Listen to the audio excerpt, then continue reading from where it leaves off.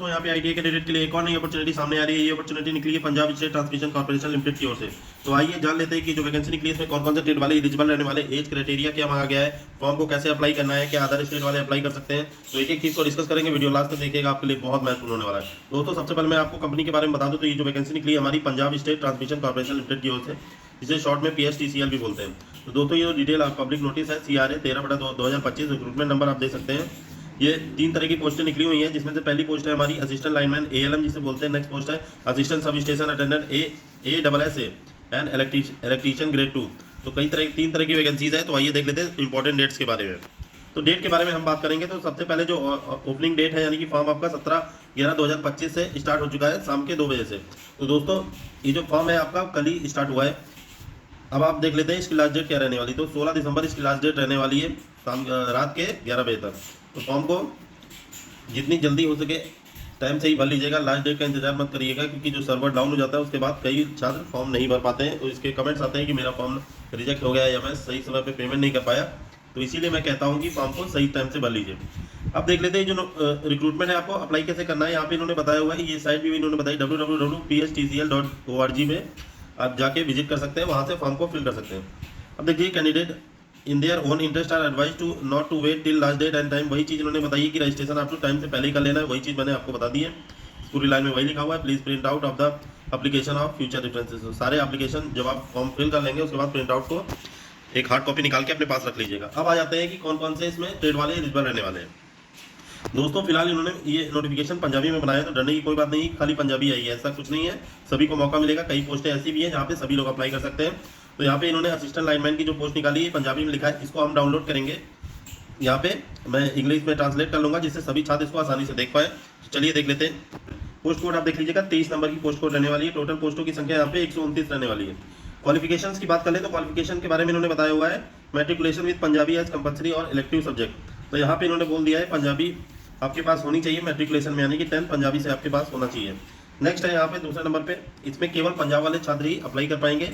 तो जो भी पंजाब के छात्र हैं उनको इस फॉर्म को जरूर फिल करना चाहिए। यहाँ पे सेकंड नंबर पे इन्होंने बोला है ITI इन वायरमैन और electrician trade regular course recognised by NCVT SCVT with minimum 2 year apprenticeship experience in the relevant trade. तो यहाँ पे इन्होंने बोला है वायरमैन और इलेक्ट्रीशियन ट्रेड से आपको ITI होना है, रेगुलर कोर्स होना चाहिए, पार्ट टाइम वालों को एलिजिबल नहीं किया है, और NCVT SCVT दोनों ही अप्लाई कर सकते हैं। तो ये चीज़ अच्छी है, SCVT छात्रों को भी मौका मिला है। With minimum 2 year apprenticeship experience, यहाँ पे 2 साल का अप्रेंटिसशिप एक्सपीरियंस मांगा गया है। तो जिन छात्रों ने इलेक्ट्रीशियन से ITI किया है वो 1 साल का अप्रेंटिसशिप उनका मान्य रहेगा, बाकी 1 साल का एक्सपीरियंस है तो वो अप्लाई कर सकते हैं। हालांकि ये पोस्ट वायरमैन के लिए स्पेशली रहती है, तो वायरमैन का जो 1 साल का कोर्स होता है उसके बाद 2 साल की उनकी अप्रेंटिसशिप रहती है, इसीलिए इन्होंने ये चीज़ें लिखी हैं।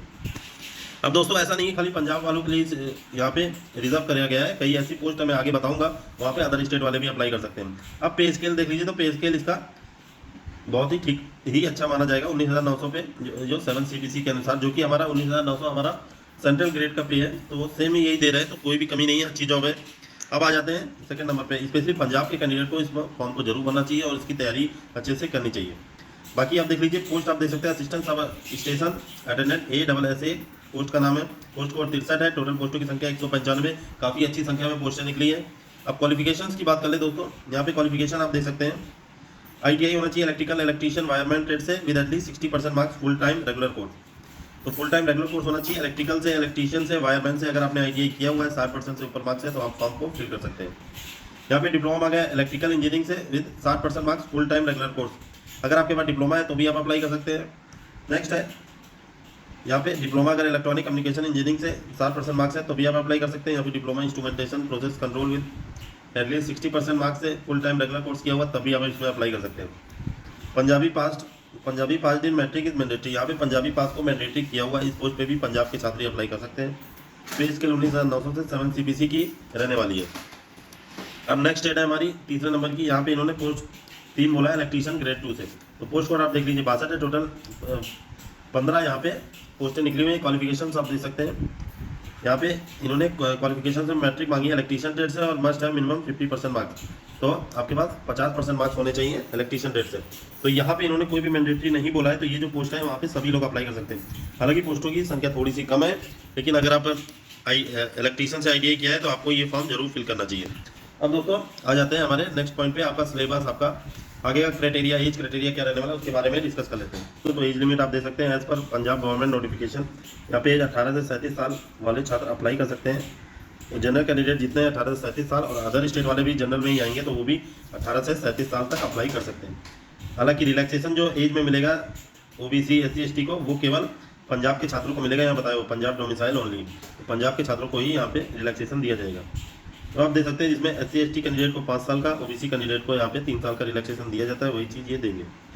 अब यहाँ पे फिजिकली हैंडीकैप को भी 10 साल का रिलैक्सेशन ये अनुसार सभी में दिया जाता है, तो यहाँ भी दिया जा रहा है। बाकी मैं ये भी आपको बता दूँ कि यहाँ पे अगर आपने कहीं गवर्नमेंट में जॉब करते हैं, सेंट्रल गवर्नमेंट में जॉब करते हैं, तो आपके पास NOC होना अनिवार्य है। इसके बाद आपको एज में रिलैक्सेशन देंगे। Provide further the upper age limit will be up to 45 year, 45 साल तक आपकी छूट दी जाएगी।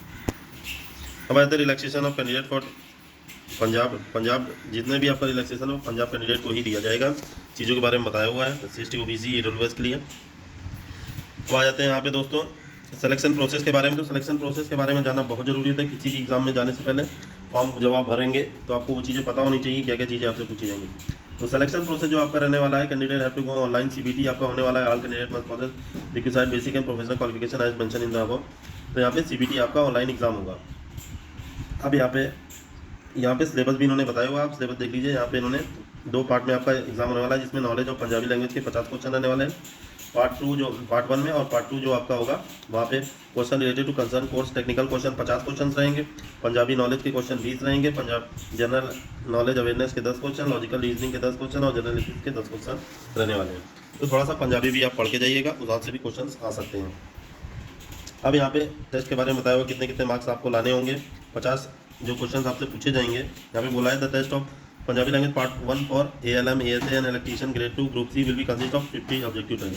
50 ऑब्जेक्टिव टाइप क्वेश्चन आपसे पूछे जाएंगे and shall be mandatory qualified test. तो इस टेस्ट में आपको पास होना जरूर है, अनिवार्य पूरी तरीके से। सिक्योर मिनिमम 50% मार्क्स आई, यानी कि 25 मार्क्स आपको यहाँ से नंबर लाने ही होंगे। बाकी knowledge of Punjabi part 1 will be disqualify the candidate of being considered in final merit list of candidate selected for document verification, यानी कि पंजाबी में भी आपको पास होना जरूरी है।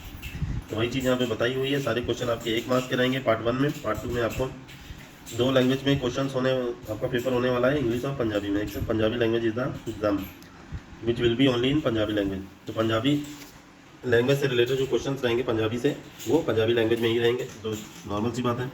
बाकी 1/4 आपका नेगेटिव मार्किंग रहने वाली है। ये जो पेपर है ये आप देख लीजिए 3 घंटा यानी कि 180 मिनट का आपका पेपर रहने वाला है। दोस्तों इसके सिलेबस को, डिटेल सिलेबस को मैं नेक्स्ट वीडियो में बना दूंगा। वीडियो काफ़ी लंबी हो जाती है, इस वजह से हर चीज़ को कवर कर पाना आसान नहीं रहता, तो इसलिए मैं इसे सेपरेट वीडियो बना दूंगा। आप वहाँ से जाके चेक कर सकते हैं। इस वीडियो के बाद वो अगला वीडियो आपके पास वो पहुँच जाएगा। अब अबाउट द ऑनलाइन टेस्ट आपका जनवरी 2026 में ये बता रहे हैं, यहाँ पे जनवरी 2026 में होने वाला है। ईमेल ID आप जो दें वो उसको 1 साल चलाइएगा, यानी कि परमानेंट ईमेल ID और फ़ोन नंबर दीजिएगा। यहाँ पे जनरल इंस्ट्रक्शन कैसे कैसे फॉर्म को फिल करना है वगैरह के बारे में बताया हुआ है। तो ऑनलाइन आपको फॉर्म को फिल करना होगा। ईमेल ID और फ़ोन नंबर आप वही दीजिएगा जो आप यूज़ करते हो रेगुलर। बाकी कोई भी डाउट है कमेंट करके पूछिएगा, मैं उस पर वीडियो बना दूंगा। फिलहाल वीडियो काफ़ी लंबी हो जाती है, इस वजह से सारी चीज़ों को कवर कर पाना आसान नहीं रहता, तो मैं नेक्स्ट वीडियो बना दूंगा। तो बाकी की आपके सिलेबस के बारे में बताऊंगा कि कौन सा टॉपिक महत्वपूर्ण होने वाला है, कहाँ से आपको तैयारी करनी है, फॉर्म को कैसे फिल करना है, वो हम नेक्स्ट वीडियो में बात करेंगे। तो दोस्तों वीडियो कैसी लगी कमेंट करके जरूर बताइएगा। बाकी की सारी चीज़ें हम नेक्स्ट वीडियो में कवर करेंगे। चलिए मिलते हैं नेक्स्ट वीडियो में। ओके, जय हिंद।